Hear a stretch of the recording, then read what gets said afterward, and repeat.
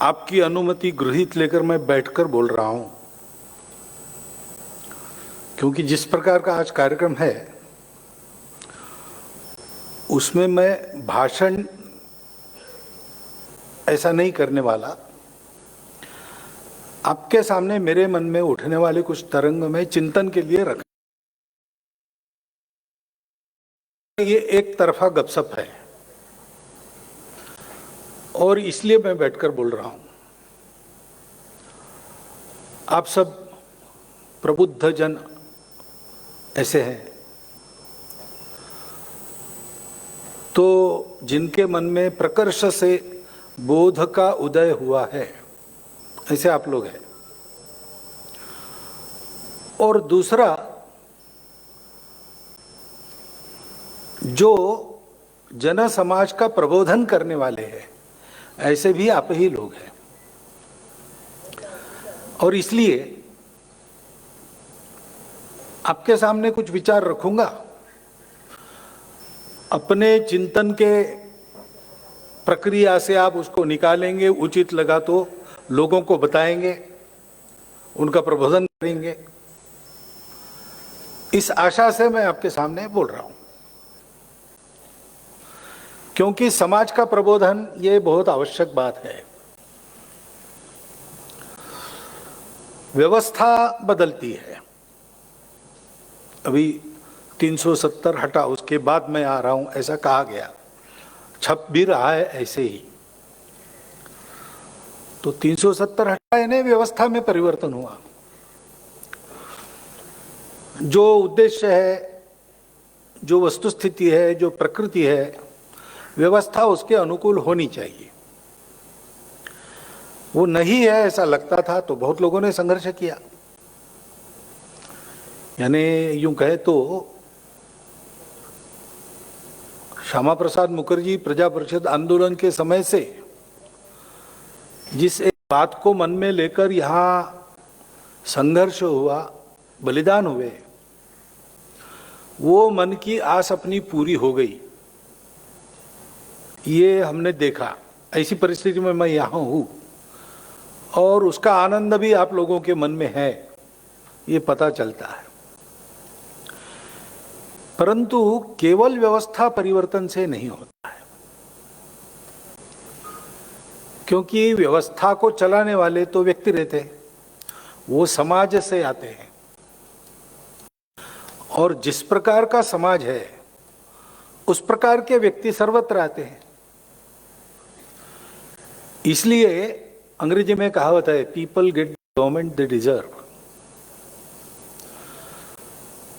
तो जैसे हम हैं वैसे हमारे नेता। अब राजनीति है, एक दूसरे पर आरोप प्रत्यारोप, एक दूसरे की गलतियां नहीं, ये खेल चलता है, चलने दो। लेकिन थोड़ा उन बातों से अलिप्त होकर हम विचार करें तो जैसे हम हैं वैसे हमारी प्रतिनिधि है।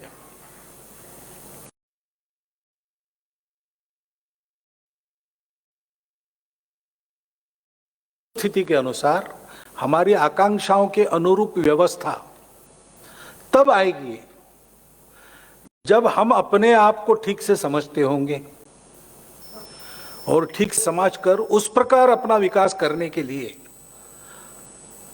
हर प्रकार से संकल्पबद्ध होंगे। और ऐसा कुछ भव्य कार्य करना है तो उसके आड़े आने वाले क्षुद्र विचार, विकार और बाधाएं, उन पर मात करके अपने संकल्प को पूरा करेंगे ही, ऐसे निश्चय से अनुप्राणित सारा समाज हो। व्यवस्था बनाने में अनेक लोग लगते हैं, व्यवस्था को बिगाड़ने में बहुत थोड़े लोग चाहिए। इसलिए सारा ही समाज अनुप्राणित होना चाहिए। वास्तविक समाज इस शब्द का अर्थ ही ऐसा है। समाज यानी केवल भीड़ नहीं, केवल समूह नहीं। गणित में सेट होता है, समान प्रकार की वस्तुएं, उनका समूह, उसको सेट कहते हैं। तो सेट समाज नहीं है, मनुष्यों का सेट ये समाज नहीं है, वो समज है, एक प्रकार का जन्म जिनको मिला है, सब मनुष्य है, लेकिन वो सम अज तब बनते हैं जब उनके सामने एक उद्देश्य होता है। उनका अपना जीवन, सामूहिक जीवन एक उद्देश्य के लिए चलता है। हम भारतवर्ष के लोग हैं, क्या संपूर्ण भारतवर्ष के समाज के आगे ऐसा कोई उद्देश्य है? भले ही आज भूल गए हों, लेकिन उनके सामने ऐसा कोई ध्येय रखा गया है? उस ध्येय को पूर्ण करने के लिए क्या कभी उन्होंने पुरुषार्थ किया है? हमको अपने आप को समझना पड़ेगा। हमारे यहां हमारा ये जो समाज है, उसको समाज इसलिए कहा जाता है कि उसके जीवन का एक उद्देश्य है, और वो बाकी सारी दुनिया से एकदम अलग विशिष्ट उद्देश्य है। उस उद्देश्य की परिपूर्ति के लिए इस समाज की निर्मित हुई। उस पुरुषार्थ को करने के लिए जो व्यवस्था बनाई गई, उसको हमारे यहां राष्ट्र कहा गया। बाकी दुनिया में अलग बात है, सर्वाइवल का प्रश्न था, और यह माना जाता था कि there is struggle for existence and the fittest will survive. तो मनुष्य प्राणी वैसे तो बहुत अशक्त है, सृष्टि में सबसे अशक्त मनुष्य प्राणी है।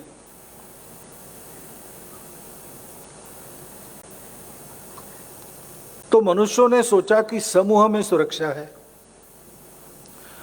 इसलिए पहले कबीले बने, कबीलों के सम्मिलन हो गए, और जब जीवन में स्थिरता आई तब उसके ग्राम बने। और फिर उन सब ने तय किया कि सुरक्षा इसमें है, हमारी सामूहिकता में है, और उसके लिए अंदर शांति चाहिए, तो एक राजा चाहिए। तो एक व्यक्ति प्रमुख, उसके अधीन सारे अधिकार, और वो सबको नियमित करे, सुख शांति बनाए रखे और सुरक्षा का प्रबंध करे। उसके नेतृत्व में सारा सुरक्षा का प्रबंध होगा। ऐसा वो राजा बन गया। लेकिन मनुष्य की बुद्धि पतित होती है, तो राजा लोग अत्याचारी बन गए। तो अत्याचारी बन गए तो फिर ऐसे कुछ महापुरुष निकले, साक्षात्कारी लोग निकले, जिन्होंने कहा कि विश्व का राजा कौन है?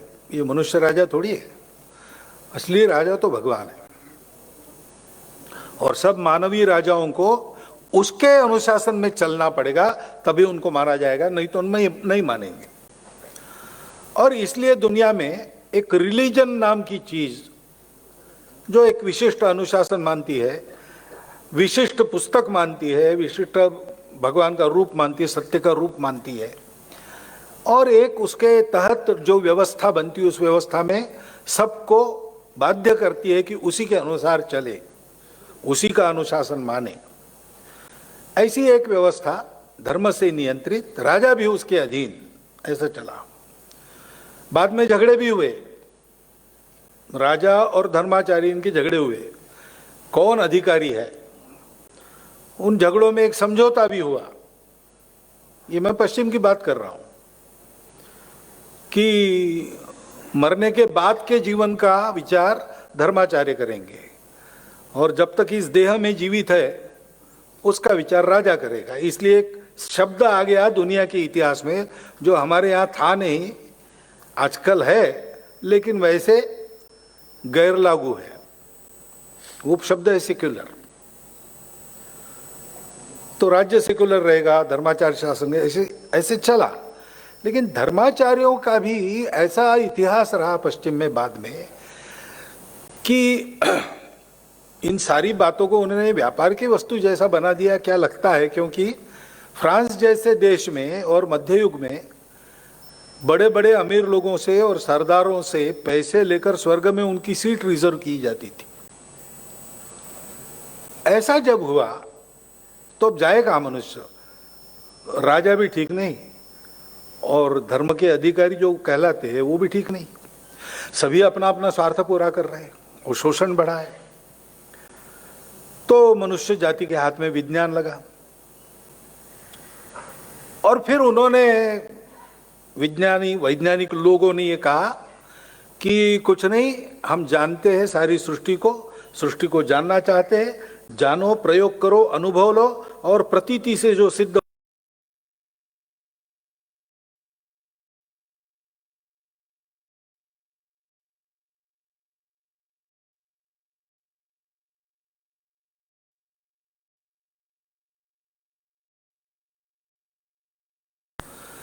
लेकिन प्रगति तो हुई, लेकिन ये भी बात आई सर्वाइवल ऑफ द फिटेस्ट। तो सब लोग स्पर्धा करने लगे और सारे सुख के साधन ही हाथ में केंद्रित करना, ऐसी उनकी बात चली। उसके चलते शोषण जन्मा, तो व्यक्तिवाद के विरुद्ध दूसरा परिवर्तन आया, समाजवाद खड़ा हो गया। उस समाजवाद ने भी रशिया में, चीन में क्या क्या किया अब जानते हैं हम लोग, इसलिए उसके विरुद्ध भी प्रतिक्रिया हुई। फिर से लगा कि ये व्यक्तिवाद और जड़वाद हावी होगा। दूसरे तरफ से एक नया वामपंथ, न्यू लेफ्ट के नाते फिर से जड़वाद और समाजवाद हावी होगा, ऐसा चल रहा है।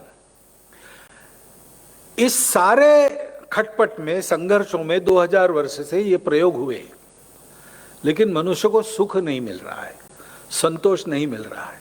साधन सुख के बहुत बढ़ गए।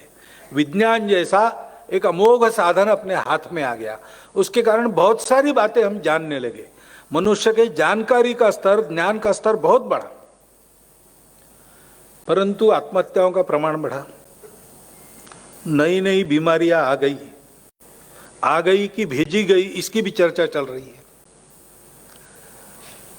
और देशों देशों के संघर्ष बढ़े, पर्यावरण का नाश होने लगा। और ऐसी सारी अवस्था में आज अगर हम देखते हैं, विशेषकर ये कोरोना के 1 साल के बाद, अभी 1.5 साल हो गया, सारी दुनिया में एक पुनर्विचार चला है। विकास का प्रतिमान क्या हो, अभी तक एक सेटल्ड व्याख्या थी, पश्चिम से आई हुई, सारी दुनिया में लोग उसी व्यवस्था में चलते थे, लेकिन अभी उस पर प्रश्न चिन्ह उत्पन्न हुआ। इसलिए नए शब्द आने लगे हैं, डेवलपमेंट नहीं, सस्टेनेबल डेवलपमेंट और इको फ्रेंडली जीवन। अब हमारे यहां ये तो बहुत पहले से है, दुनिया को आज उसका पता चल रहा है और रास्ता नहीं मिल रहा है, अभी भी रास्ता नहीं मिल रहा। और इसलिए ये विचार चल रहा है दुनिया में कि कोई तीसरा रास्ता होना चाहिए, और वो रास्ता भारत के ही पास होना चाहिए। इसलिए भारत की ओर आंखें लगी है, क्योंकि भारत में ये सारी बातें नहीं थी। हमने 6000 साल कम से कम खेती की है अपनी जमीन में, भारत में। हमारी जमीनें आज भी देती है। अफ्रीका के जमीन जैसी कुंवारी जमीन में पाश्चात्यों के कारण 600 साल की खेती हो गई, वो जमीन ऊसर बन गई, अब उसको बार बार विश्राम देना पड़ रहा है। हमारे यहां उस समय की तकनीकी के उच्चतम आविष्कार थे। ढाके की मलमल जैसी मलमल आज भी कंप्यूटराइज्ड मशीन पर बनना कठिन बात है, लेकिन हमने बनाई। उत्कृष्ट क्वालिटी का फौलाद, अभी स्तंभ है, दिल्ली में स्तंभ है, जंग नहीं खाता। सांची में है, जंग नहीं खाता। नागपुर की हमारी टेक्निकल इंस्टीट्यूट है, उन्होंने रिसर्च किया, झारखंड के जंगलों से लोगों को ले आए। उनका 32 लोगों को उठाकर कहीं पर भी ले जा सकते हैं, ऐसा 32 लोगों के द्वारा उठाकर ले जा सकते हैं, ऐसा फर्नेस, उसमें उन्होंने फौलाद बनाया। उसके कुछ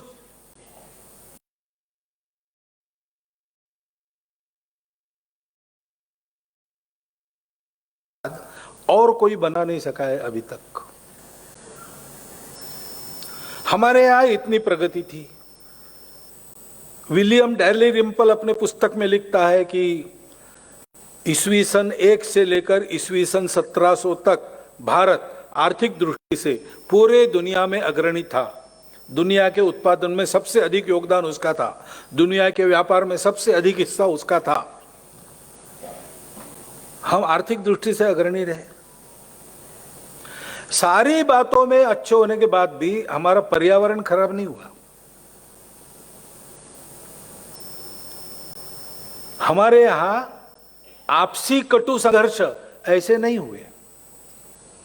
विदेश के संपर्क में आने के बाद, सिकंदर के आक्रमण के पश्चात हमारे यहां सारा अधपतन का दौर चला है। तो हम ऐसे अलग विशिष्ट क्यों बने? और हमको इन सारी बातों की, संकटों की बाधाएं अपने पद्धति से हम चलते थे, तब क्यों नहीं हुई? वहां पर जो राष्ट्र बने वो इस सर्वाइवल के डर से बने। फिर कोई एक फैक्टर मानव निर्मित, उसके आधार पर एकता करना। भाषा के आधार पर इंग्लैंड एक राष्ट्र है, आयरलैंड, स्कॉटलैंड, वेल्स और ब्रिटेन। अंग्रेजी भाषा वहाँ विकसित हुई आपसी संघर्ष में से ही, उसके आधार पर उनके संबंध बने। जब तक अंग्रेजी भाषा है, यूनाइटेड किंगडम है। अंग्रेजी भाषा अगर समाप्त हो गई तो यूनाइटेड चला जाएगा, किंगडम्स रहेंगे। आर्थिक व्यापारिक हितों की समान दृष्टि के आधार पर यूनाइटेड स्टेट्स ऑफ अमेरिका एक देश है, उसमें जब संघर्ष होता है तो वहां भी आजकल चलती है। एक रिलीजियस फिलॉसफी पर, इस्लाम के आधार पर अरब एक राष्ट्र है, सारे अरब कबीलों को जोड़ के रखने वाला इस्लाम है। वो अगर कहीं नहीं रहा तो उनका विघटन होने में देर नहीं होगी। इस प्रकार मनुष्य निर्मित कृत्रिम आधारों पर ये राष्ट्र बने और उन आधारों में मनुष्यों को बनाए रखने की आवश्यकता के कारण राष्ट्र यानी उसके साथ एक शासन ये आवश्यक हुआ। इसलिए कहते हैं नेशन स्टेट। और वो अपने अपने स्वार्थ का जतन करते हैं। विश्व एकता की और बंधुता की कितनी भी बातें करे, सब करते समय अपने स्वार्थ को पहले रखते हैं। अपने स्वार्थ को नुकसान नहीं है तो ढेर सारा परोपकार करेंगे। अपने स्वार्थ के लिए अगर दूसरे का अपकार भी करना है तो आगे पीछे नहीं देखेंगे। हम इतिहास देख रहे, वर्तमान देख रहे दुनिया का। आपको उदाहरण देने की मुझे आवश्यकता नहीं। हमारे यहां ऐसा नहीं हुआ। हमारे यहां सुख तो सबको चाहिए, हमको भी चाहिए, लेकिन हमारे यहां सुख की खोज में हम लोग बीच में रुके नहीं, बाकी दुनिया रुक गई।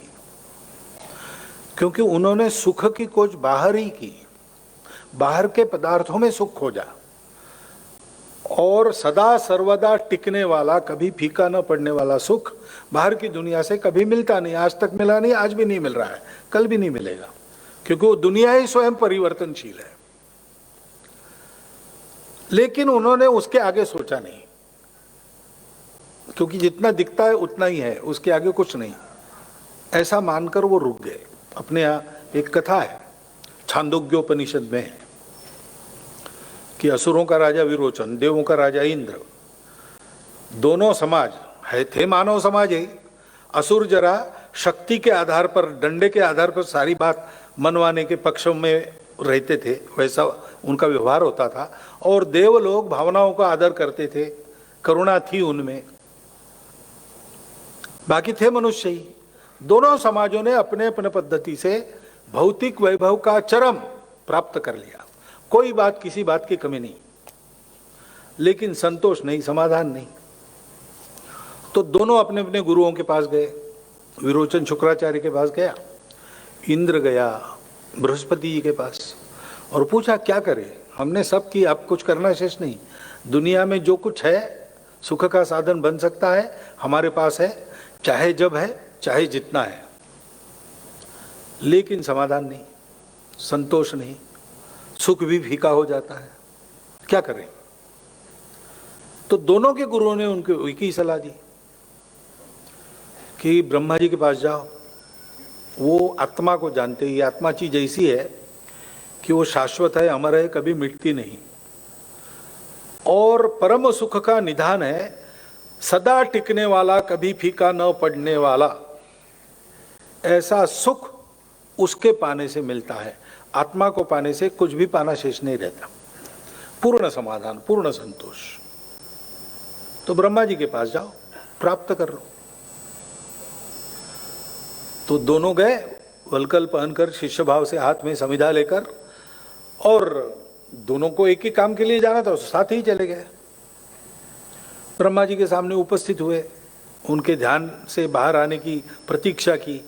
ब्रह्मा जी ने आंखें खोली, देखा दोनों सामने हैं, वलकल पहने और समिधा हाथ में। तो उन्होंने कहा अच्छा, कुछ सीखने के लिए आए हो तो समिधा वहाँ रख दो यज्ञ कुंड के पास, और बताओ क्या चाहिए।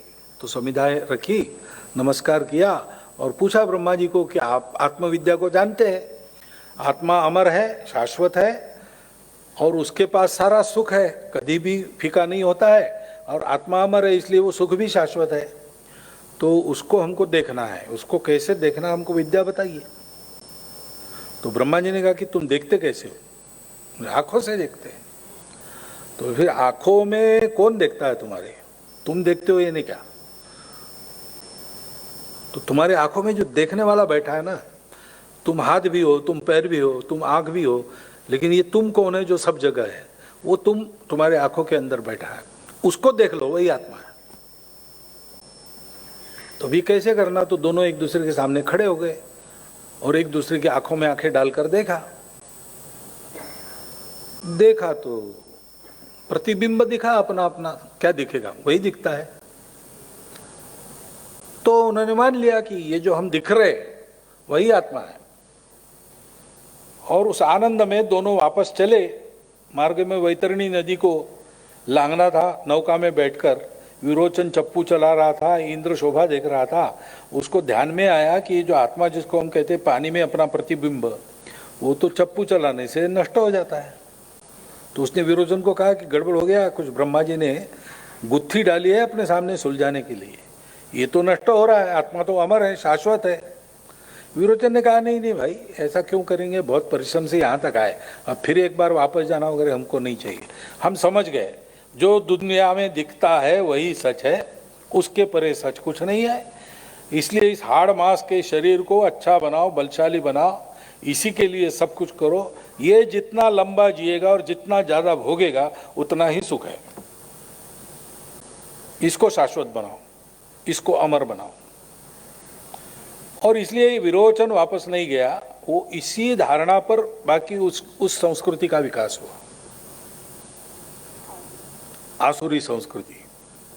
मैं आसुरी शब्द निंदा के अर्थ में नहीं कह रहा हूं, वो आसुरी लोग थे, उन्होंने ऐसा सोचा। इंद्र वापस आया, उन्होंने ब्रह्मा जी को पूछा कि आपने ऐसा बताया था लेकिन वो तो नष्ट हुआ, तो आपके कहने का मतलब क्या है? तो ब्रह्मा जी ने फिर एक के बाद एक उसके सामने ऐसे कूट डाले, उसको सुलझाते सुलझाते सुलझाते एक दिन इंद्र को आत्मविद्या की प्राप्ति हो गई और उनका समाज दैवी संपदा वाला समाज बना। अब इंद्र था कि नहीं, विरोचन था कि नहीं, लेकिन ये बात है कि एक समाज को ये सत्य मिला कि सुख बाहर नहीं, सुख अंदर है। ये हमारे चिंतन की पहली विशेषता है। पदार्थों में सुख नहीं है, सुख अपने अंदर है। और उस सुख के उद्गम को, उत्स को प्राप्त करना ये जीवन का परम लक्ष्य है, क्योंकि जीवन का उद्देश्य ही सुख प्राप्ति है। भगवान ने एक से अनेक होकर संकल्प लेकर ये सृष्टि उत्पन्न की तो सुख के लिए ही की, और सुख उसके प्राप्ति से होता है। इसलिए परम लक्ष्य जीवन का उस सत्य का साक्षात्कार करना, उसको प्राप्त किया हमारे पूर्वजों ने, और उनको ये भी ज्ञान हुआ कि ये आत्मा सब में है, जड़ चेतन चराचर सृष्टि में सर्वत्र विद्यमान है, और एक एक देह में ये जीव का रूप लेता है, जीव के अंदर रहता है। सारी सृष्टि में यही परमात्मा बना है। तो ये जोड़ने वाली बातें प्राप्त होगी। शरीर मन बुद्धि अलग अलग दिखते हैं, व्यावहारिक जगत में वैसा काम भी करते हुए लगते हैं, लेकिन वो जुड़े हैं आत्मा से। एक व्यक्ति का समूह, समाज और सारी सृष्टि ये अलग अलग देखते हैं, अलग अलग लगते हैं लेकिन जुड़े हैं परमात्मा के कारण, सूत्रे मणिगणा इव। और इसीलिए शरीर मन बुद्धि के सुख का व्यापार अर्थ और काम के द्वारा चलता है।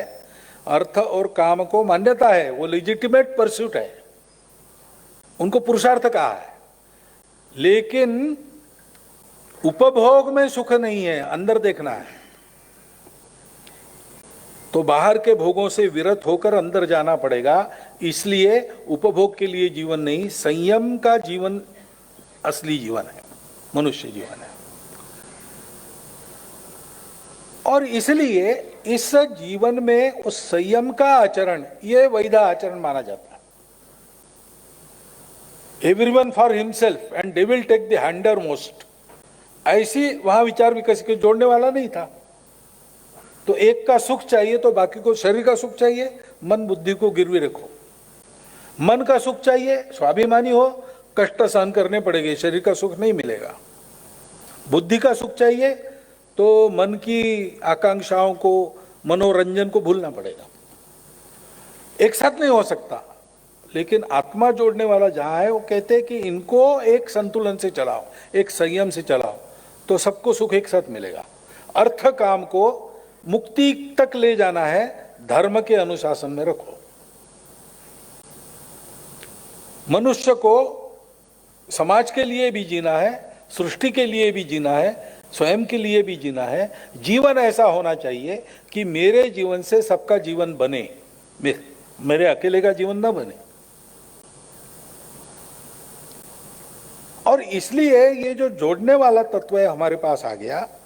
हमारे ऋषियों को ये भी ज्ञान हो गया कि जो हमारे पास है वो सबके पास है, वो जानते नहीं, और जानेंगे तो सारे संघर्ष समाप्त हो जाएंगे, जीवन में भद्रता आ जाएगी, सदा के लिए सुख संतोष की राह मानवता चलेगी। तो इस सत्य को सबको देना चाहिए। उनको सर्वाइवल का प्रश्न नहीं था। जिस भूमि में वो थे, वो तीन और ऊंचे पर्वतों से घिरी थी, हिमालय और दोनों तरफ उसके बाहु, हिंदुकुश और आराकान, और सागर पर्यंत फैली थी। तीनों ओर से सागर उसकी सुरक्षा करता था। उस जमाने में कोई आ नहीं सकता था, इसलिए आक्रमण का भय नहीं था, सुरक्षित थे। अंदर भी सुजल सुफल मलय शीतल भूमि में भरपूर था। और इसलिए जीवन के लिए आपस में लड़ना नहीं पड़ा। हम अगर किसी रेगिस्तान में पैदा होते जो कुछ नहीं देता, तो हम भी बन जाते, क्योंकि वहां दो ही काम है, सेवा करो जिनके पास है उनकी, या फिर लूटो। और तुम लूटोगे तो दुनिया भी लूटेगी, तो तैयार रहो। या यूरोप जैसी भूमि होती हमारी, आधा देने वाली, तो हम भी जहाजों में बैठकर देश विदेश की यात्रा करके धन कमा के व्यापार के आधार पर अपनी कुछ चीजें देकर वहां से चीजें लाते।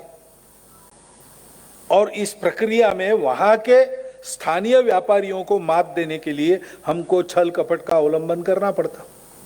हम ऐसे नहीं बने, क्योंकि हमारी भारत माता सुजल सुफल मलयज शीतल है, और पहले से विविधताएं हमारी है।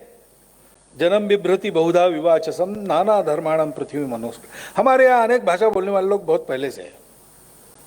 हमारे यहाँ अनेक देवी देवता है बहुत पहले से, उपासना के अनेक मार्ग हैं। लेकिन जोड़ने वाला तत्व हमारे पास होने के नाते हमने इन सबको, विविधताओं को एक ही एकता का श्रृंगार माना। आज हम कहते हैं यूनिटी इन डाइवर्सिटी, लेकिन हमारे यहाँ वास्तविक विचार तो है डाइवर्सिटीज ऑफ यूनिटी।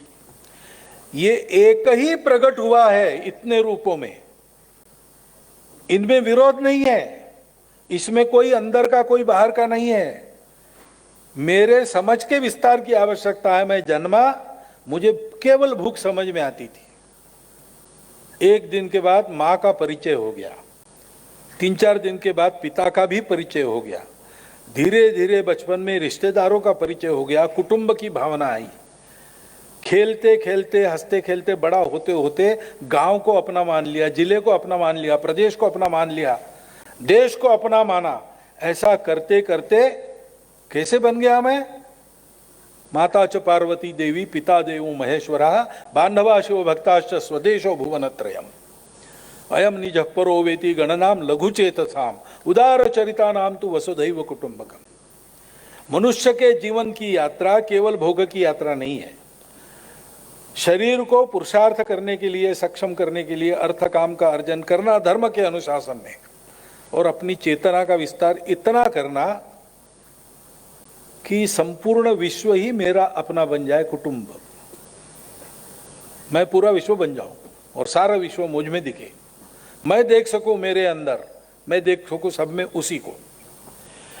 ऐसे जीवन का तरीका, ये हमारा विशिष्ट तरीका रहा। उस तरीके को गांव गांव देश देश पहुंचाना है, सारी दुनिया को बताना है। तो उसका साधन क्या है? तो ऋषियों के दुर्धर तप के कारण इस उद्देश्य को लेकर उन्होंने तप किया, प्रयास किए। भद्रमिच्छन्त ऋषय स्वर्विदा तपो दीक्षाम उपसे दुरगरी। विश्व के कल्याण की इच्छा रखने वाले ऋषियों ने दुर्धर दीक्षा लेकर तप किया। ततो राष्ट्रम बलम ओजस्य जातम, उससे हमारा राष्ट्र बना, हमारा बल बना, हमारा ओज बना। हम किसी स्टेट के तहत राष्ट्र नहीं बने। हमारे सामने संपूर्ण विश्व को सुख शांति युक्त, मनुष्यता युक्त, सबको साथ लेकर सबका विकास करने वाला ऐसा रास्ता है। उसको हम धर्म का रास्ता कहते हैं। धर्म का मतलब हमारे यहाँ पूजा नहीं है, पूजा भी उसका एक भाग है। मनुष्य के जीवन में सर्वत्र धर्म है। मनुष्य का स्वभाव है, उसको भी धर्म कहते हैं। कर्तव्य है, उसको भी धर्म कहते हैं। इहलोक में परलोक में सुख देने वाला धर्म है, ऐसा भी कहते हैं। तथागत ने कहा कि पहले, मध्य में और बाद में सर्वत्र आनंदमय धर्म है। तो सर्वत्र सुख देने वाला जीवन का तरीका, जिसमें हर एक का स्वभाव ध्यान में रखकर उसका कर्तव्य निर्धारित किया जाता है, वो धर्म हमारे पास था। उस धर्म को सारी दुनिया को देना पड़ता है। जैसे आज की स्थिति है, संतुलन चला गया है, एक्सट्रीम पर चले जाते हैं लोग। एक्सट्रीम पर जाने के कारण संघर्ष होता है, हानि होती है, कट्टरपन भर गया है, अहंकार बढ़ गया है। मैं अपने आप को उच्च मानता हूं, श्रेष्ठ मानता हूं, जाति पाति का भेद करता हूं। हमारे देश में है बीमारी, बाहर से आई, बाद में आई, लेकिन बहुत दिनों से है और जा नहीं रही है। मैं अपने समूह को श्रेष्ठ मानता हूं और मानता हूं कि भगवान ने उसको सारे अधिकार दिए हैं, बाकी सबको उसकी दया के तहत दुनिया में रखना है। ये हमारा सामूहिक अहंकार है। ऐसे ईगोज बढ़े, प्रगति आई, विज्ञान आया, ज्ञान की दृष्टि आई, लेकिन ये अहंकार नहीं बदला। व्हाइट मैन्स बर्डन नाम की कविता लिखी गई कि जाओ सारी दुनिया के असभ्य लोगों को सभ्यता सिखाओ, और नहीं सीखते हैं तो लूटो उनको। यही किया। हमारा एकदम अलग विकास है। विश्व कल्याण के लिए हमको ये बताया गया कि हमारा पर्पस क्या है, हमारा समाज क्यों है, उस समाज के सामने उद्देश्य क्या है, ये बताया गया। एतद् देश प्रसूतस्य सकाशाद अग्र जन्मनात् स्वम स्वम चरित्रम शिक्षरम पृथिव्याम सर्वमान। पूरे भारत के इतिहास में इतिहास ने आंखें भी नहीं खोली थी तब से यह सूत्र चल रहा है। इसी के तहत समाज चलता है, जाने अनजाने इसी को मानकर चलता है। ऊपर से कुछ थोपना नहीं पड़ता, उसका स्वभाव ऐसा बन गया। उस स्वभाव को हम संस्कृति कहते हैं। मेरा आपका जो होता है उसको स्वभाव कहते हैं। हम सबका मिलके एक जो होता है उसको हम संस्कृति कहते हैं। ये संस्कृति हमारी सनातन काल से चलती आई। देवी देवता बदलते रहे, उपासना के तरीके बदलते रहे, भाषाएं नई आती गई, पुरानी मिटती गई, प्रांत प्रदेश बदलते गए, राज्य राजा बदलते गए, लेकिन इस पूरे लंबे इतिहास में अभी तक एक सूत्र कायम है। संपूर्ण विश्व के लिए आत्मीय दृष्टि रखने वाला और स्वयं के लिए संपूर्ण शुचितामय जीवन बनाने वाला दृष्टिकोण, वो हमारी संस्कृति। आज भी देखिए भारत के सब प्रांतों में, सब प्रदेशों में आप कुछ खरीदिए, तोल के मिलेगा, ऊपर से कुछ और मिलेगा। आम खरीदने जाओ, 100 खरीदे जाएंगे, बाद में वो 5 रख देगा। चावल खरीदने जाओ, 5 किलो खरीदे, ऊपर से 1 मुट्ठी डाल देगा। सब्जी वाले के पास जाओ, धनिया हरी धनिया खरीदो, 2 जूड़ी देगा, ऊपर से 2 काढ़े रख देगा। आज भी है, सर्वत्र है, हर भाषा में भारत के इसके लिए शब्द है। दुनिया के किस धर्म ग्रंथ में ये लिखा है? ये हमारा स्वभाव है, प्रामाणिकता। गलती से भी कम नहीं जाना चाहिए। मैंने पैसा लिया है, मुझे पूरा देना है, और गलती न हो इसलिए मैं दे के रखता हूं सरप्लस। कुछ अनजाने में हो गया है तो उसकी पूर्ति हो जाएगी। ऐसी कितनी ही बातें हैं अपने यहाँ। बड़ों के आगे झुकना, चरण स्पर्श करना।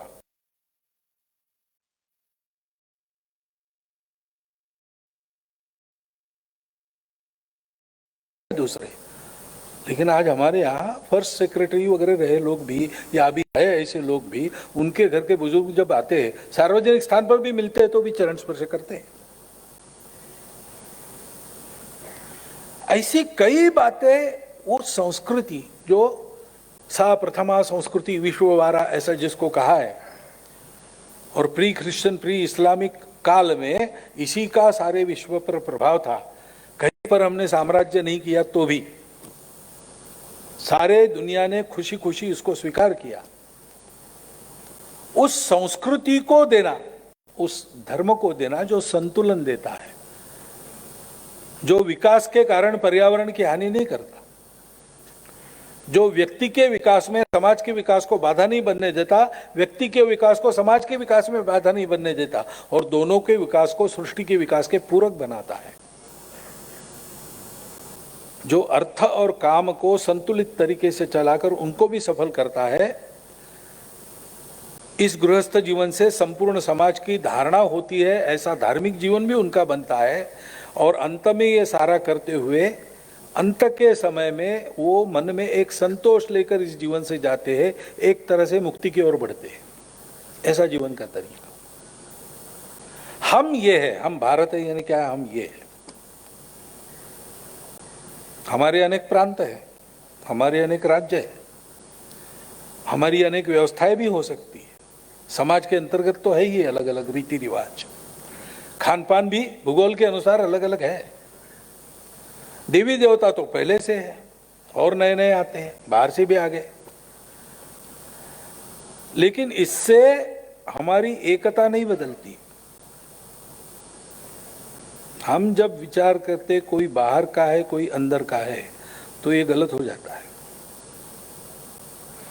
व्यवस्था तो बदली, जैसे यहाँ 370 नहीं है अब भारत के सब नागरिकों के लिए,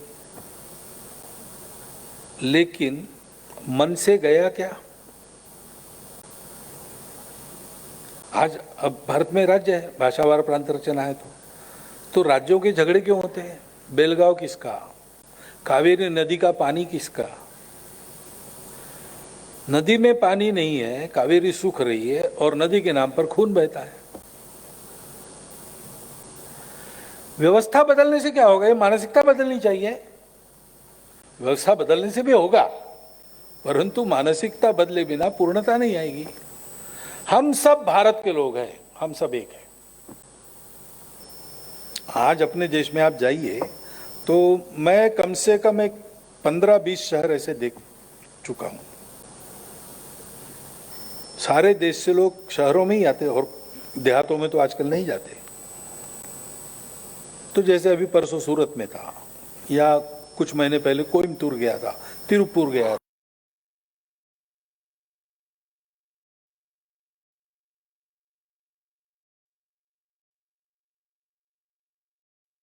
बन गए हैं, और किसी का कोई नुकसान नहीं हुआ है, किसी का कुछ छीना नहीं गया है, सब लोग बसे हैं।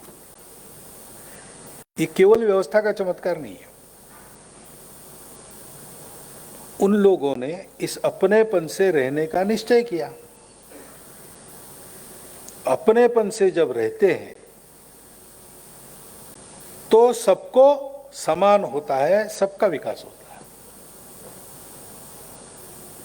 हमारे यहाँ इसी को इमोशनल इंटीग्रेशन अपने संविधान में कहा गया है।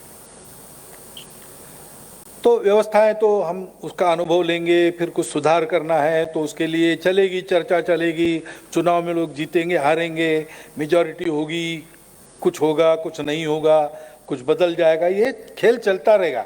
लेकिन मूल बात है कि इसके पीछे हम लोगों ने इस आत्मीयता को देश में खड़ा किया है, कि इस अपनापन को खड़ा किया है क्या? अपने मत को स्थापित करने के संघर्ष में प्रजातंत्र है अपना, वो संघर्ष भी लेजिटिमेट रहता है, वैध साधनों से करना, हिंसा नहीं करना। लेकिन उस संघर्ष के चलते मन में जो कटुता आती है वो बाद में भूलते ही नहीं हम लोग। ये हमारा देश है, ये हम सबको चलाना है और इस देश को चलाना दुनिया के लिए आवश्यक है।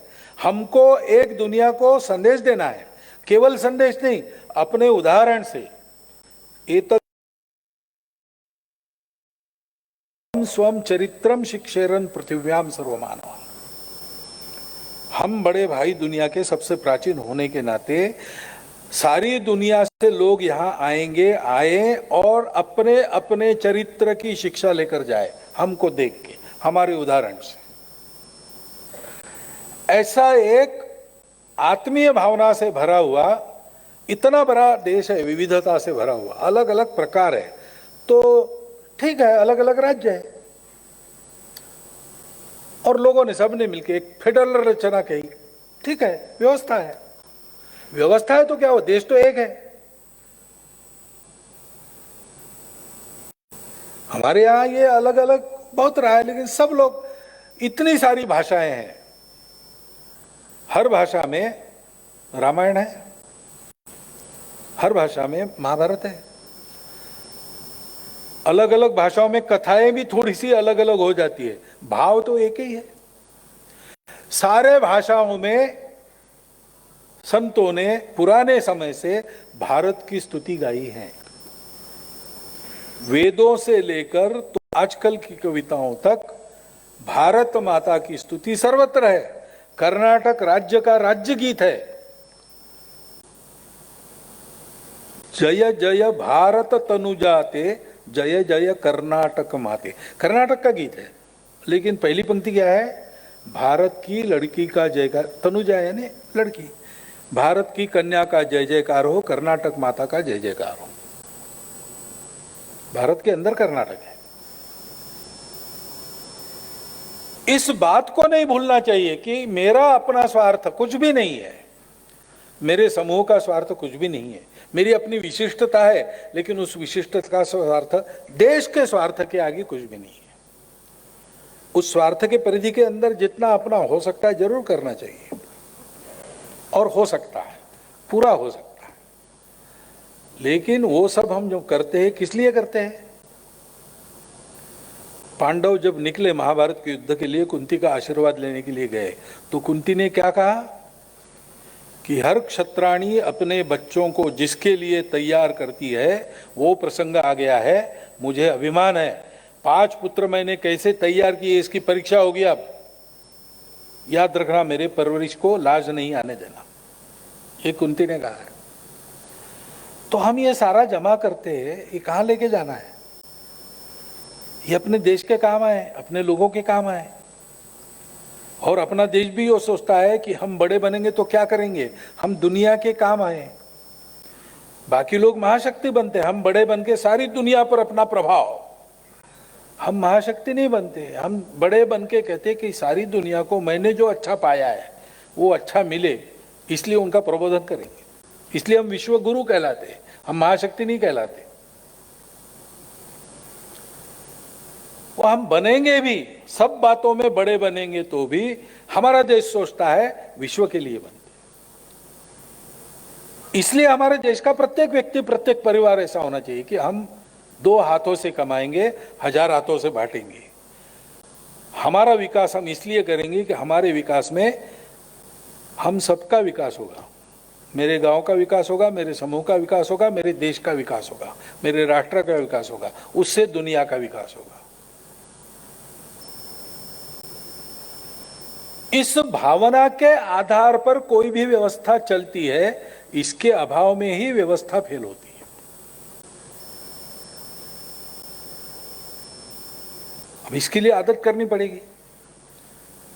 1000-1500 वर्षों में हम लोगों में आपस में निरंतर संपर्क की जो व्यवस्थाएं थी वो टूट गई। आक्रमण का काल था, संघर्ष हो गया, हमारे अपने स्वरूप का हमको विस्मरण हो गया, आपस में झगड़े बढ़े, भेदभावना उत्पन्न हुई, हम आपस में ही भेद करने लगे, छुआछूत जैसी बातें आ गई। इस सब को साफ करते हुए ये पूरा देश मेरा है, व्यवस्था के अनुसार चलेंगे, पूरे देश को बड़ा करेंगे, हमारे अपने अपने स्वार्थ अपने अपने जगह है, लेकिन देश पहला, देश के आगे बाकी कुछ नहीं। हमको अपने स्वार्थों को पूरा करने की स्वतंत्रता मिली तो हमारे देश के लोगों ने ऐसा विचार किया तब मिली। तेरा वैभव अमर रहे, हमारी चार रहे न रहे। माता को गरीबी में छोड़कर स्वामी विवेकानंद विश्व में जाकर अपने संस्कृति का संदेश देते रहे, उनको अपने को भी सुख नहीं मिला।